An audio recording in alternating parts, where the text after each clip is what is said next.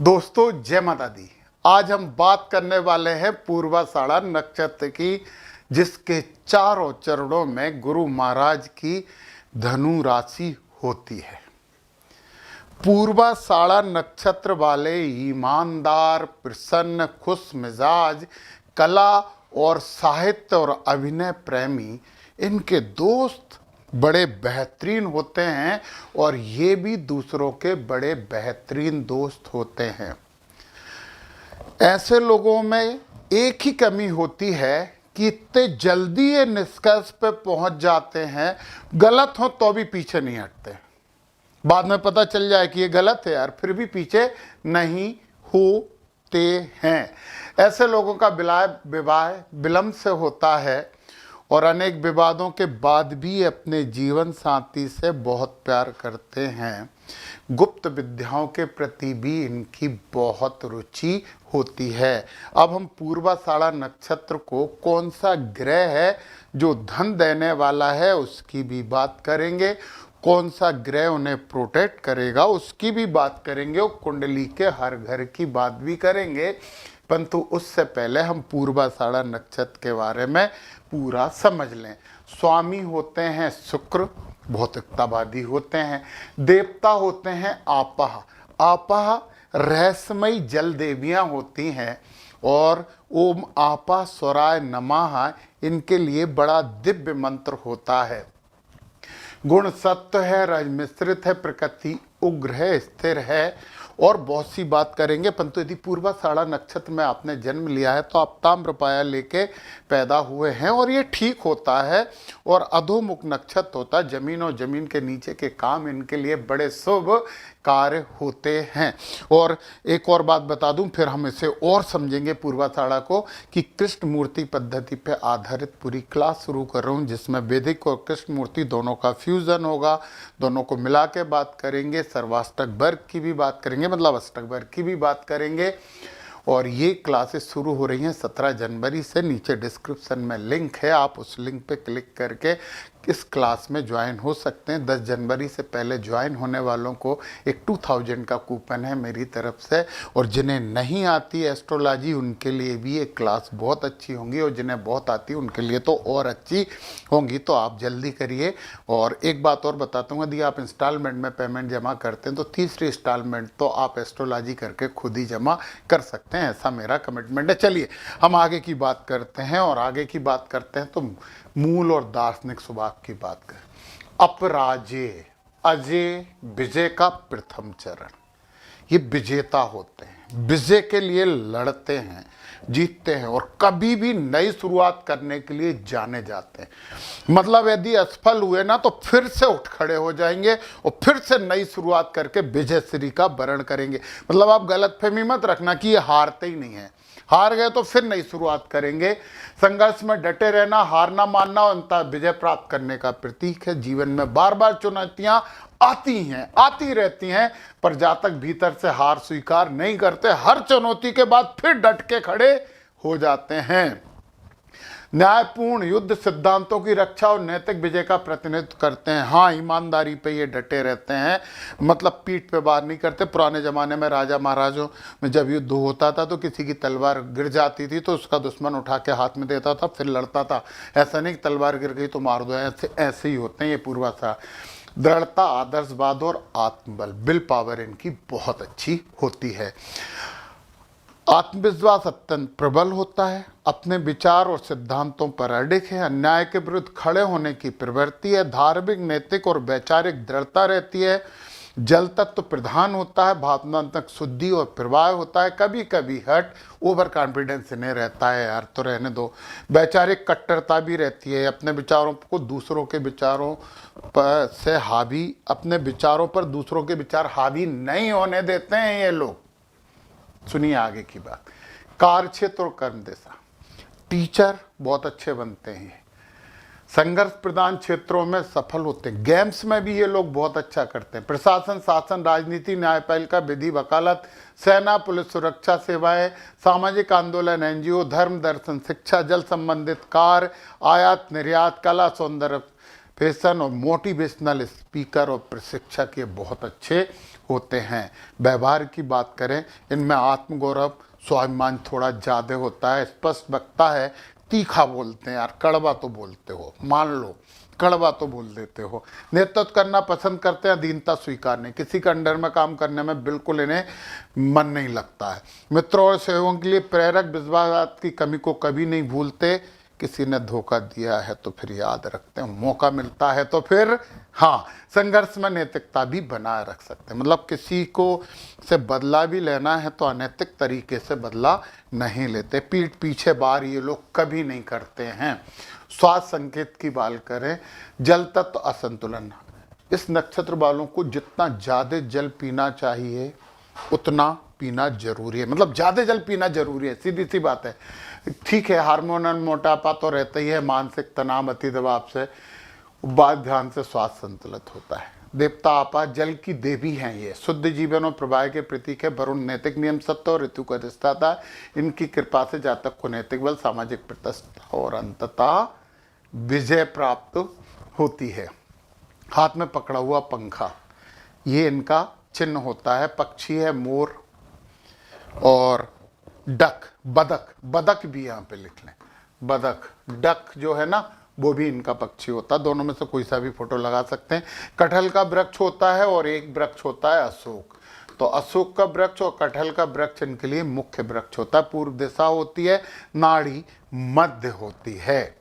अब हम आगे की बात करते हैं। बीज मंत्र है ओम सुम शुक्राय नमः। ये नक्षत्र के देव वो है ना स्वामी, इसलिए। और नक्षत्र मंत्र है ओम आपो इष्टामयो भवा ताना ऊर्जे दधातना। वरुण मंत्र है ओम नमो भगवते वरुणाय। आपके लिए एक मंत्र और है ओम आपाह स्वराय नमः। इस मंत्र के रोज 108 बार जप करिए, आपकी सब समस्याओं का समाधान आपको दिखता जाएगा। करिए जरूर। अब हम इनके चारों चरणों की बात कर लेते हैं। प्रथम चरण देखिए, नक्षत्र के हो गए शुक्र और राशि के स्वामी हो गए गुरु, दोनों गुरु आ गए। तो फिर तो ये गुरु टाइप के लोग हो गए। और सूर्य यहाँ पे आ गए, तो सूर्य ने नेम और फेम देंगे। तो ज्ञान भी है, अच्छा ज्ञान भी है, राक्षसों के लिए भी ज्ञान है, हर किस्म का इन्हें ज्ञान है। और सूर्य आ गए तो थोड़ा सा ये ज़्यादा अहंकार वाले होते हैं। थोड़ा अहंकार ज़्यादा होता परंतु सफल होते हैं। ईगो ज़्यादा होता, मेरी सुनना पड़ेगा, ऐसी बातें करते हैं ये। द्वितीय स्वामी बुध है, बहुत अच्छा चरण है। जब शुक्र गुरु और बुध तीनों ही बुद्धिमान बुद्धिमान बुद्धिमान बहुत अच्छे लोग होते हैं द्वितीय चरण के। तीसरे चरण के स्वामी शुक्र हो गए तो फिर ज़्यादा रोमांटिक हो जाते हैं। शुक्र का प्रभाव इनके ऊपर ज़्यादा हो जाता है, उससे बचने की कोशिश करना चाहिए। और सही बात तो यह है कि बहुत ज़्यादा भौतिकता में इन्वॉल्व होते हैं ये तीसरे चरण के स्वामी। और चौथे चरण के स्वामी हैं और इसका स्वामी मंगल होता है। तो ये आर्टिस्टिक होते हैं, कलाकार होते हैं और कला को बहुत पसंद करते हैं। गुरु का ज्ञान इनके पास है और मंगल का गुस्सा आता है, मंगल की ऊर्जा इनमें रहती है, परंतु ये थोड़े गुस्सेल होते हैं, जरा सी बात पे बहुत जल्दी भिनक जाने की प्रवृत्ति रखते हैं चौथे चरण वाले। चलिए अब हम बात करते हैं कि आपको धन ज्यादा चाहिए तो किसको मनाना चाहिए। नव तारा चक्र से हम ये बात करने वाले हैं। देखिए जरा, संपत यानी धनदायी नक्षत्र है उत्तराषाढ़ा, कृतिका और उत्तरा फाल्गुनी। और इसके नक्षत्र स्वामी होते हैं सूर्य। मतलब आपको धन कौन देगा? आपको धन देगा सूर्य। अच्छा, दूसरी चीज, अतिमित्र नक्षत्र है अश्विनी, मघा और मूला, और इनके स्वामी होते हैं केतु। आध्यात्मिकता, ज्ञान, गणेश जी की आराधना करते रहो, हमेशा केतु आपको प्रोटेक्ट करेंगे, हमेशा केतु प्रोटेक्ट करेंगे। गणपति जी की आराधना करिए, हर परिस्थिति में केतु आपके साथ खड़े हो जाएंगे। केतु को सिर नहीं है ना, परंतु ज्ञानी बहुत हैं, इसलिए गणपति जी की और सरस्वती की आराधना करते रहना, तो आपको चक्षु भी प्राप्त हो जाएंगे। अब सूर्य भगवान जो हैं, जो कि धन देने वाले हैं, वो उनके लिए आपको क्या करना चाहिए? संडे के दिन आदित्य हृदय स्तोत्र का पाठ जरूर करिए। ओम भास्कराय विद्महे महातेजाय धीमहि तन्नो सूर्या प्रचोदयात्, इस मंत्र का जप करिए। ओम ह्राम ह्रीम ह्रोम साह सूर्याय नमः। तांबे के लोटे में लाल फूल मिलाकर सूर्य भगवान को सुबह जल दीजिए। तो दूसरा है, कोशिश करिए कि जो प्रशासनिक अधिकारी हैं और बड़े बड़े राजनेता हैं उनसे विरोध नहीं करें। परंतु आप मानोगे नहीं, मुझे पता आपको बुरा लगेगा तो उनके मुंह पे भी कह के आओगे, ये तो आपकी सेंट्रल टेंडेंसी है, मुझे पता है। सरकार, प्रशासन, एनजीओ प्रमुख, ऊर्जा, नेतृत्व, प्रबंधन, लीडरशिप, ये सब आपके क्षेत्र है। मतलब आप लीडर तो हो। और सरकारी नौकरी भी बहुत अच्छी है। गुरु का प्रभाव होने से आप बहुत अच्छे टीचर, मोटिवेशनल स्पीकर बन सकते हैं। और टीचिंग तो कोई सा भी क्षेत्र में आप अच्छी टीचिंग कर सकते हो। और सूर्य यदि केंद्र में हो गया तो थोड़ा सा अहंकार जरूर त्यागना। बाकी पार्टनरशिप में व्यवसाय आपके लिए बहुत अच्छे होंगे। पार्टनर से संबंध अच्छे रखना। सूर्य भगवान यहाँ आ गए तो वाणी पे नियंत्रण करना, बहुत ज़्यादा अहंकार मत दिखाना, परंतु आप बोल के भी खा सकते हो। यानी मोटिवेशनल स्पीकर आप बहुत अच्छे बन सकते हो।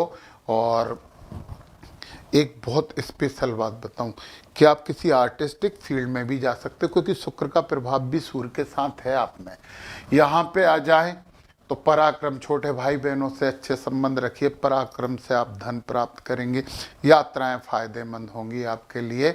और ट्रेवल मेबल का काम बहुत अच्छा है। यहाँ पे आ गए तो माता से अच्छे संबंध रखिए।